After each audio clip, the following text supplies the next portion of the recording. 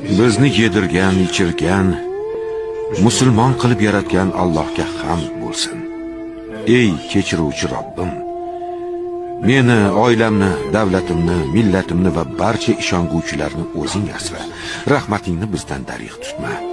Bizga har turli qiyinchiliklarga qarshi sabot ber.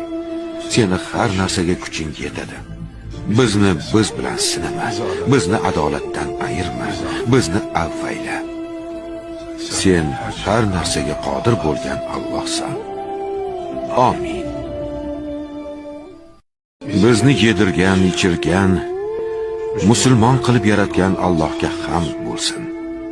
Ey kechiruvchi Robbim, meni, oilamni, davlatimni, millatimni va barcha ishonguvchilarni o'zing asra. Rahmatingni bizdan darig' tutma.